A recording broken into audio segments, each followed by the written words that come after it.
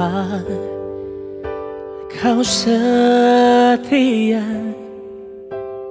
Bapa, Kau mulia. Tenanglah jiwaku, aman bersamamu.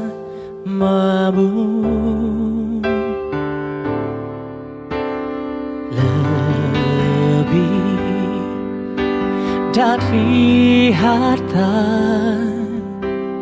Kaulah segalanya. Tenanglah jiwaku dalam hadirat-Mu.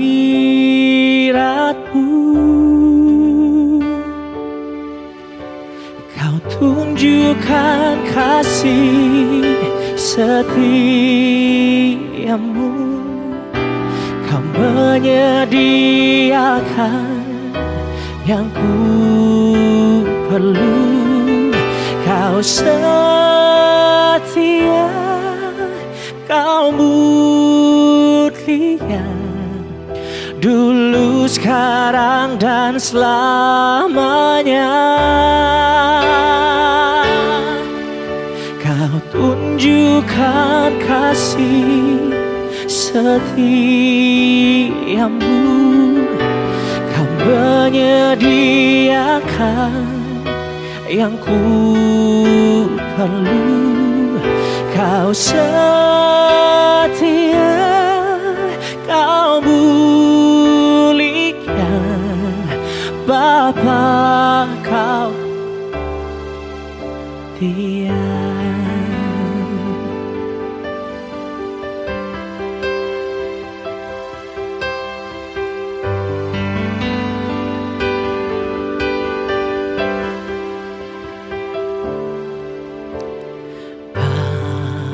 Bapa, Kau setia. Bapa, Kau mulia. Tenanglah jiwaku, aman bersamamu.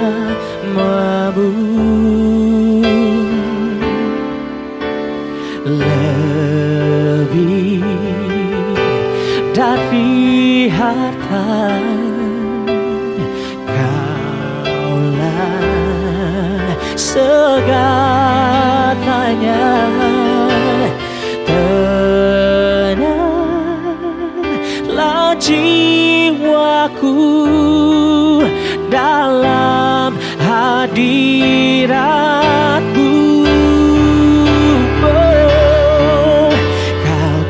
Tunjukkan kasih setiamu. Kau menyediakan yang ku perlu. Kau setia, Kau mulia, dulu, sekarang, dan selamanya.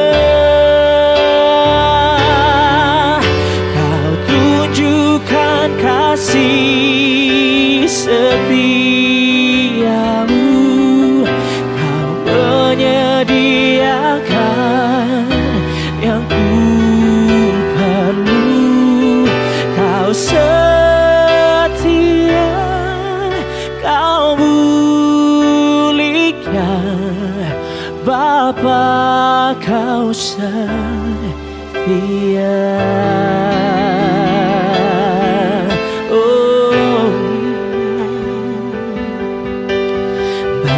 Kau setia.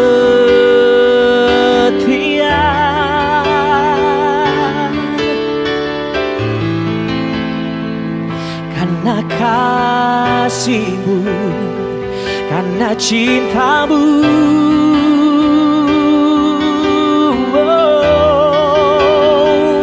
ku naikkan syukurku pada Yesusku.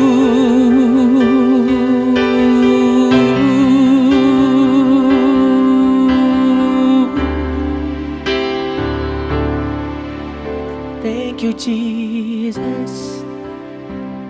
Thank you Lord. Thank you Jesus. Kau sungguh baik bagiku. Kau sungguh baik bagiku. Thank you Lord. Thank you Jesus. Kau sungguh baik bagiku. Kau sungguh baik bagiku. Oh, oh, oh. Yeah,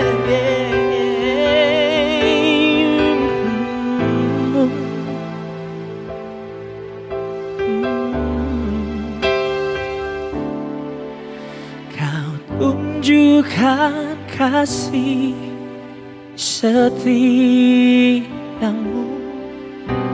Kau menyediakan yang ku perlu. Kau setia, kau mulia, dulu, sekarang, dan selamanya.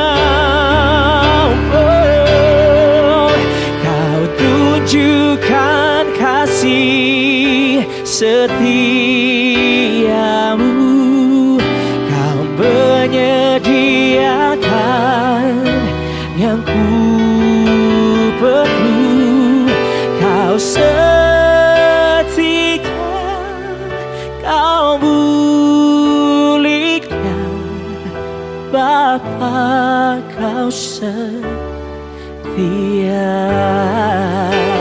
Kau setia, kau setia, kau mulia,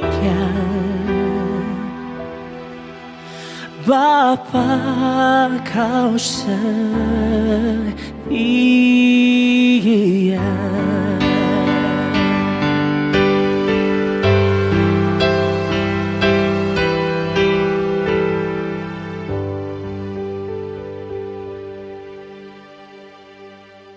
Baik, Shalom Bapak Ibu Saudara semua yang dikasihi Tuhan. Jemaat GBI Rock Malaysia di Kuala Lumpur dan sekitarnya, bersyukur dan tentu saja saya senang bisa kembali bersama-sama dengan Bapak Ibu semuanya untuk berbagi kebenaran firman Tuhan. Malam hari ini saya akan berbagi tentang sesuatu hal terkait dengan bagaimana cara kita mengaplikasikan karunia dan dasar apa yang perlu kita lakukan sebagai fondasi dalam kita mengaplikasikan karunia-karunia yang Tuhan sudah berikan, baik dalam kehidupan kita sehari-hari maupun terutama dalam pelayanan, dalam kehidupan kita bersama sebagai gereja Tuhan. Baik, sebelum kita masuk, saya mengajak dengan hormat Bapak Ibu untuk kita menundukkan kepala sejenak dan kita akan berdoa. Bapa di surga, menyerahkan waktu ini ke dalam tangan kasih karunia Tuhan yang baik. Kami bersyukur bahwa Tuhan setia dalam hidup kami.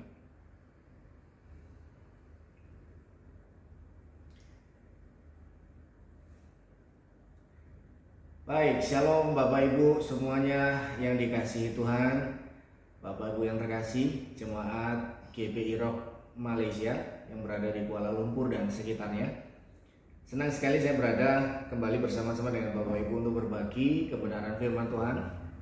Dan malam hari ini saya rindu untuk berbagi sesuatu hal terkait dengan karunia-karunia, bagaimana cara yang benar untuk kita mengaplikasikan karunia-karunia tersebut, dan dasar apakah yang harus kita bangun dalam kehidupan kita bersama sebagai sebuah gereja, sehingga kita tetap kokoh, kita berjalan bersama-sama menuju kepada kepenuhan kehendak dan rencana Tuhan yang Tuhan sudah siapkan bagi kita.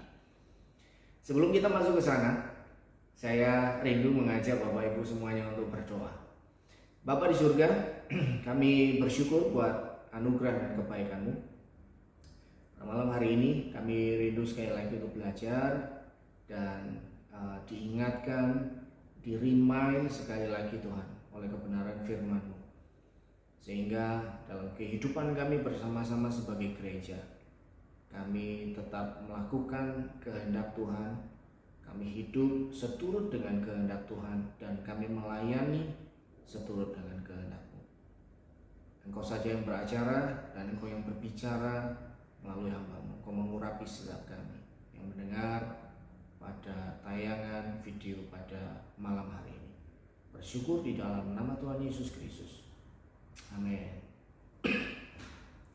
Baik, Bapak Ibu Saudara, saya mengajak kita semua untuk membaca satu teks di dalam 1 Korintus pasal yang ke-13 ayat yang ke-13.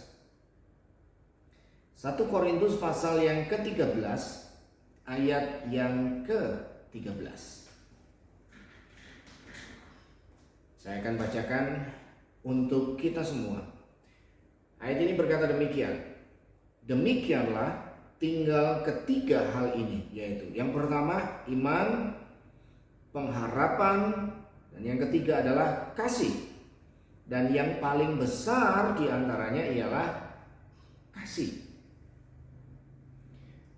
Bapak Ibu, mungkin dalam beberapa bulan terakhir ini, atau dalam 1 bulan yang lalu, bulan Januari, kita telah banyak berbicara tentang apa itu karunia, atau mengenal karunia-karunia yang Tuhan sudah berikan sebagai pelengkap atau perlengkapan bagi kita, tools bagi kita orang-orang percaya, agar kita dapat bergerak, dapat beraktivitas, kita dapat melakukan bagian kita dalam rancangan Allah yang besar, sehingga kita berfungsi secara efektif untuk kita menggenapkan rancangan Allah itu dalam hidup kita pribadi maupun dalam hidup kita bersama-sama sebagai sebuah gereja Tuhan.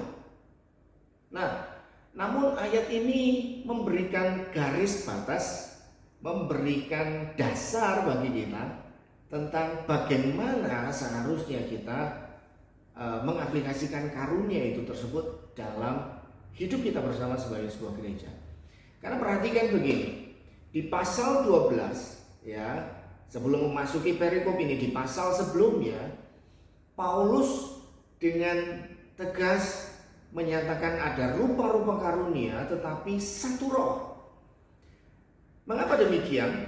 Karena ada indikasi yang kuat bahwa jemaat di Korintus itu sedang mengalami perpecahan, dan salah satu penyebabnya adalah karunia. Persoalan karunia. Penyebabnya adalah karena mereka mungkin ada pihak yang menganggap bahwa karunia yang satu lebih penting daripada karunia yang lain, atau ada pihak-pihak yang merasa bahwa saya lebih penting karena saya memiliki karunia ini dan itu dan ini. Ya. Ada kelompok-kelompok tertentu yang mengagungkan hamba Tuhan tertentu, ya. Apolos atau Paulus, demikian. Dan hal ini menimbulkan perpecahan di dalam gereja.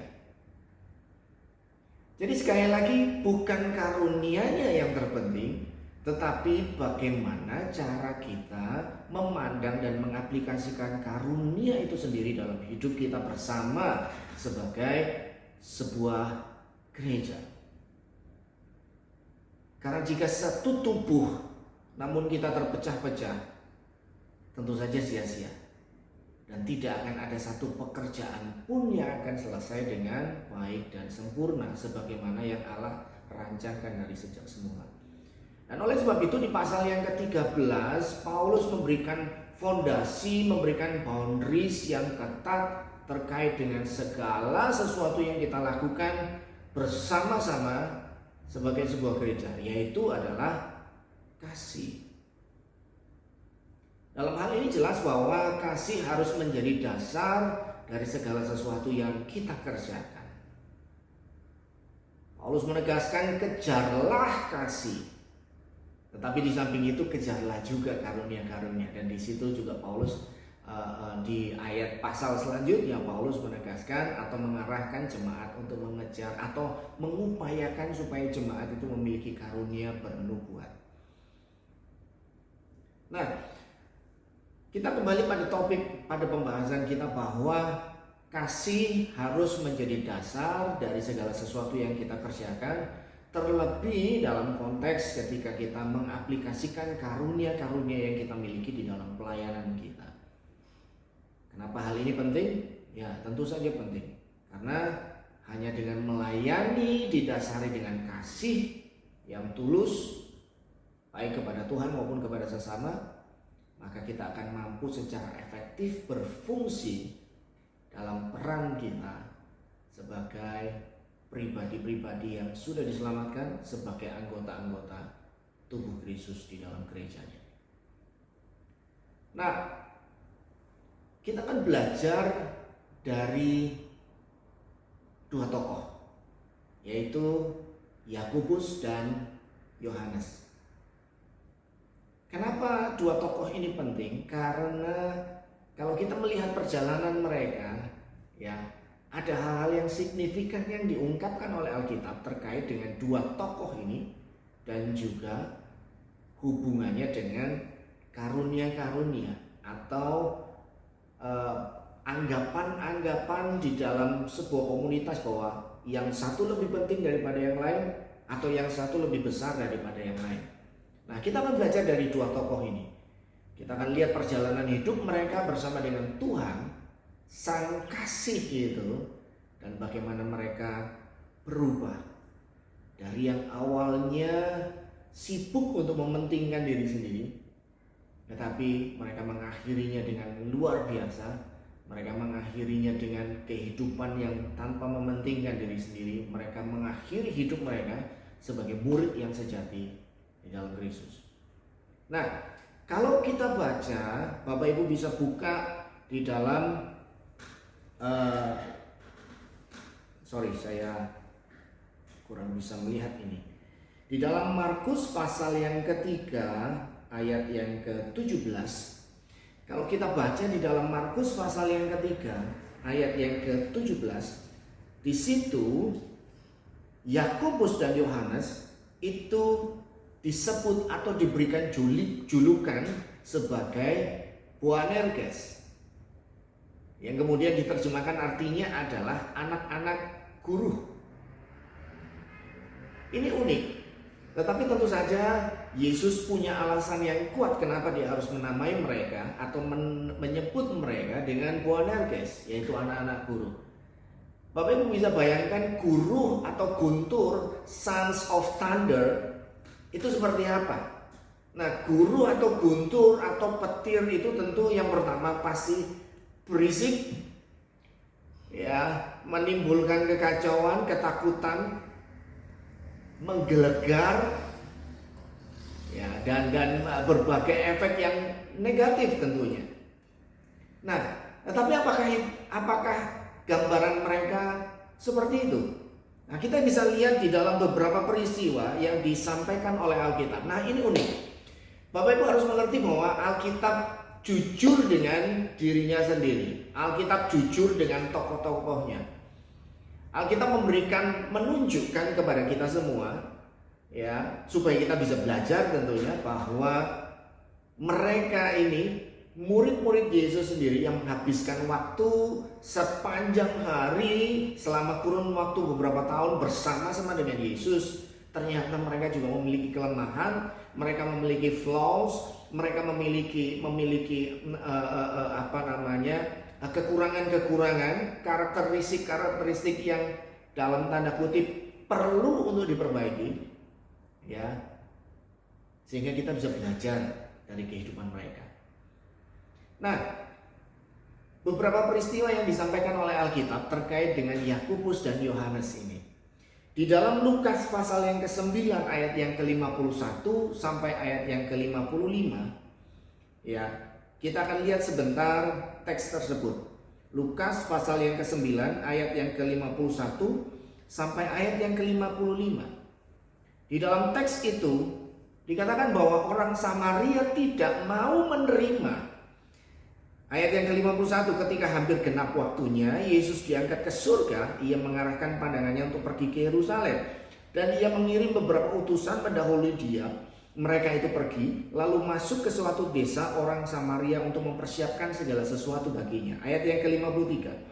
Tetapi orang-orang Samaria itu tidak mau menerima dia karena perjalanannya menuju Yerusalem. Ketika dua muridnya yaitu siapa? Yakobus dan Yohanes melihat hal itu, mereka berkata, "Tuhan, apakah engkau mau supaya kami menyuruh api turun dari langit untuk membinasakan mereka?" Nah, perhatikan kalimat yang diucapkan oleh Yakobus dan Yohanes. Karena di dalam teks tersebut ekspresi yang muncul itu adalah ekspresi emosi kesal, ya, ekspresi ketidaksukaan terhadap orang-orang Samaria. Mereka berkata, "Tuhan, apakah engkau mau supaya kami menyuruh api turun dari langit untuk membinasakan mereka?" Nah, ini gambaran pertama tentang Yakobus dan Yohanes, yaitu Boanerges itu, the sons of thunder. Mereka ini emosional sekali. Sumbu pendek kalau dikatakan begitu. Mudah tersulut amarahnya, gampang kesal sama orang. Ini orang nih nggak pantas nih, mungkin seperti itu. Atau mungkin dalam bahasa yang saya coba analogikan, mungkin dan saat itu mereka berkata, "Tuhan, kasih aja, kirim aja api turun dari surga, utus aja malaikat supaya hanguskan mereka." Ekspresi kekesalan itu muncul dari mereka.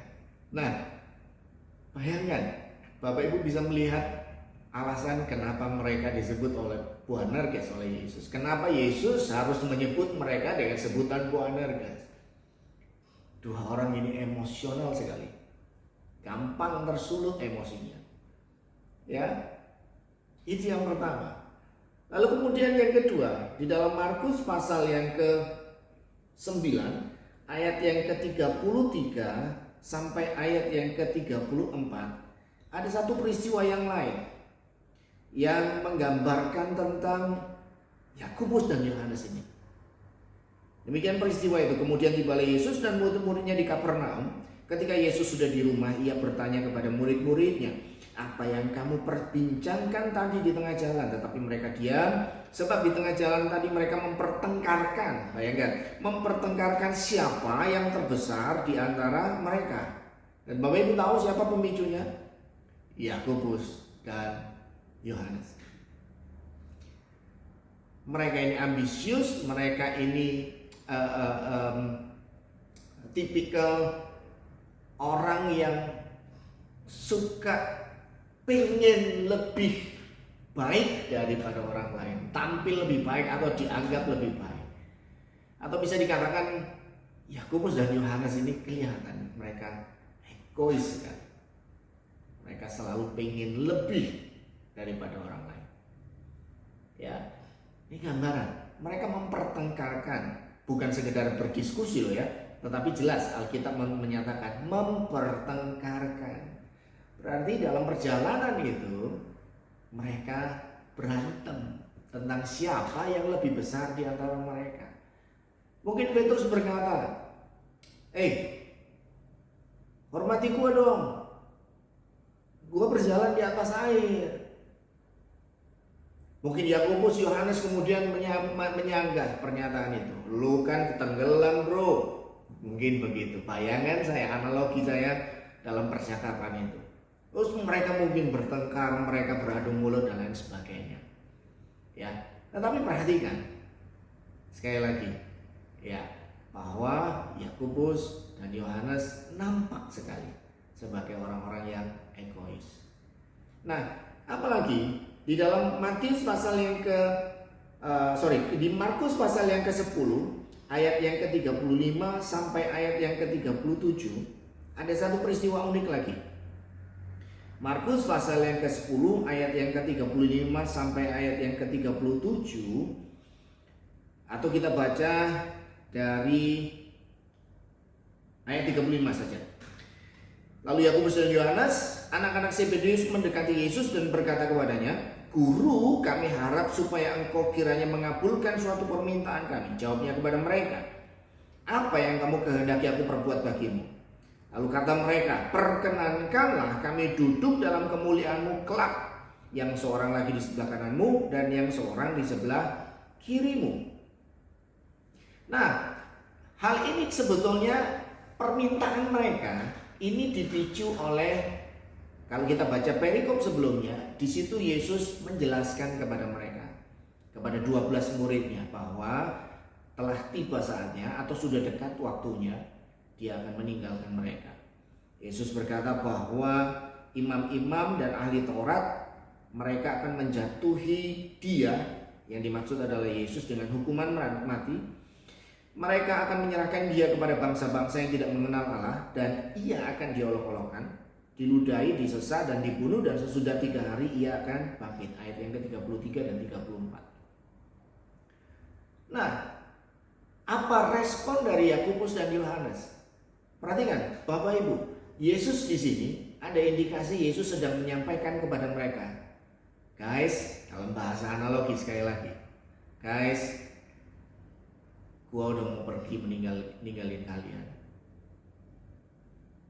Ya, dan respon seharusnya dari murid ketika gurunya akan pergi, kan harusnya mungkin berikan, tunjukkan empati, tapi berbeda dengan Yakobus dan Yohanes.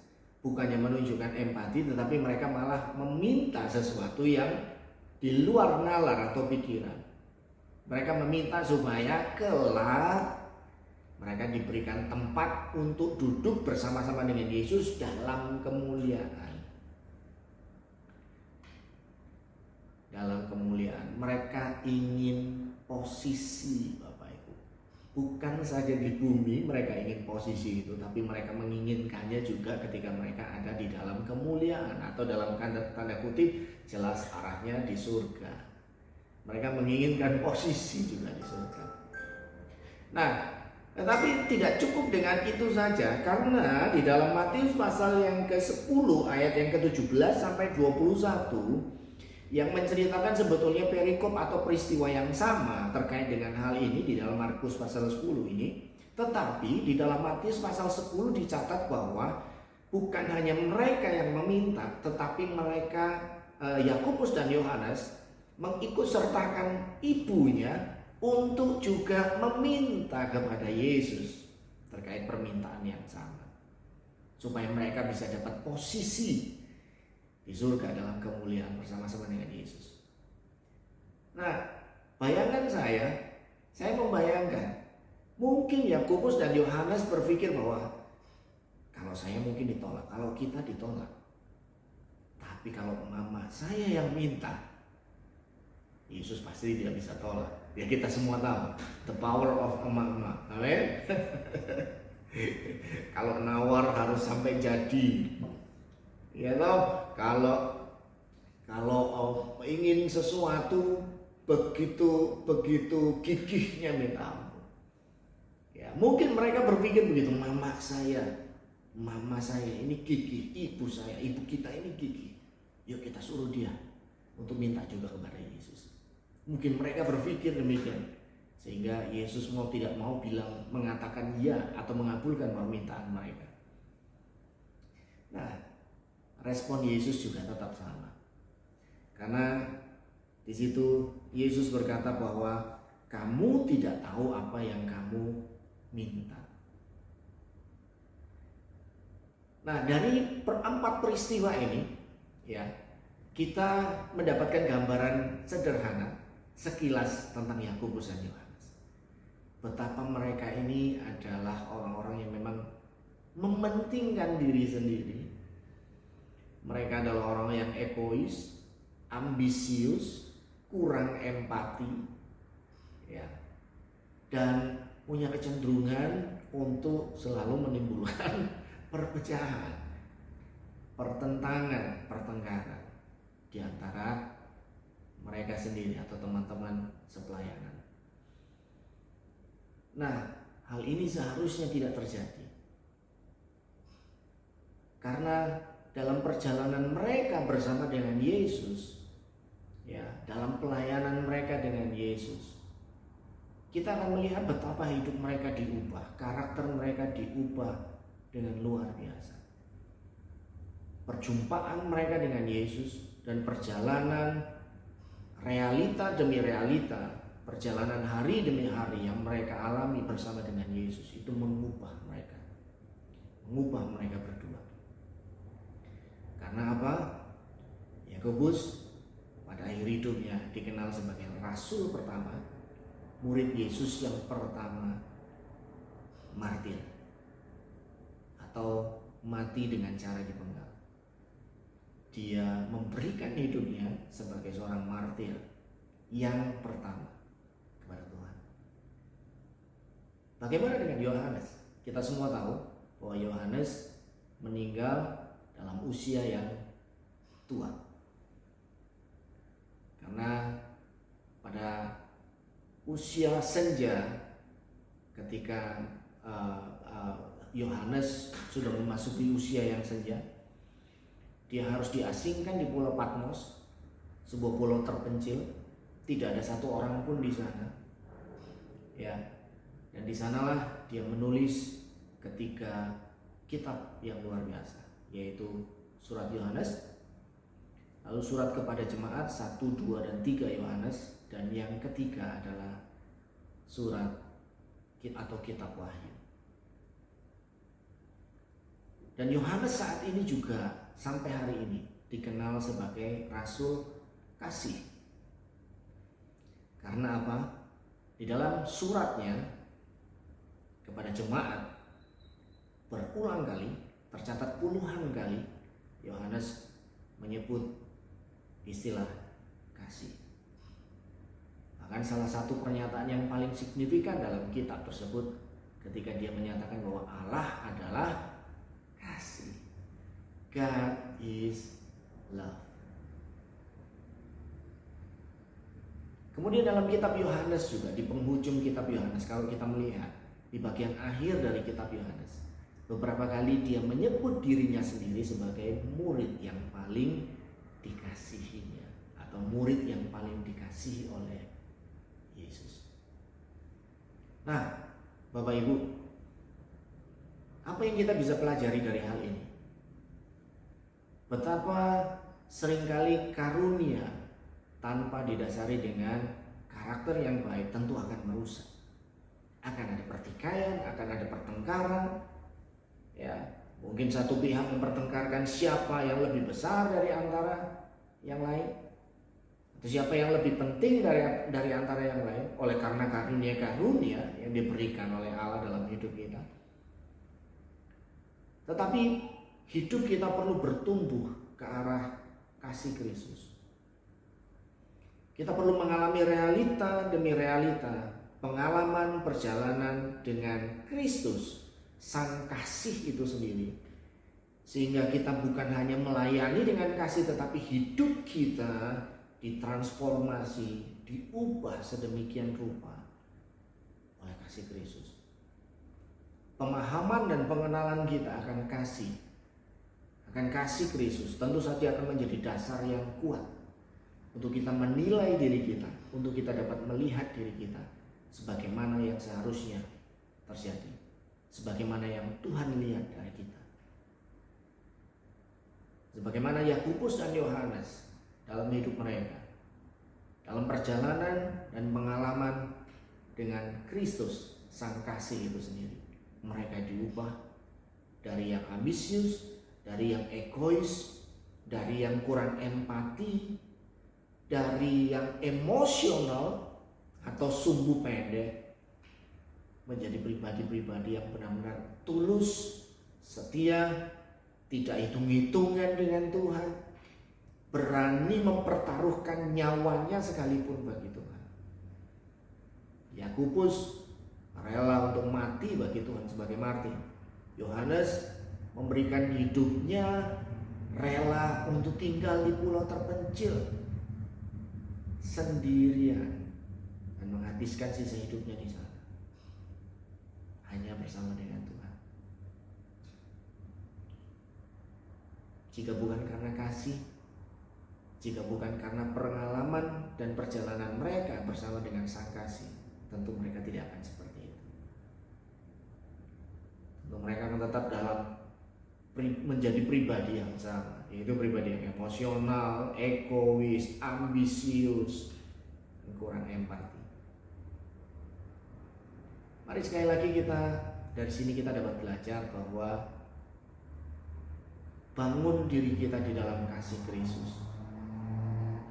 Biarkan kasih Kristus itu menjadi fondasi, menjadi dasar dalam kita melakukan segala sesuatu, terutama sekali dalam pelayanan kita, dalam kehidupan kita bersama-sama sebagai gereja. Kiranya kasih Tuhan, kiranya sang kasih itu yang tinggal di dalam hidup kita terus membawa kita menuju keserupaan seperti dirinya sendiri. Demikian saya sampaikan firman Tuhan pada malam hari ini. Kiranya Tuhan Yesus memberkati.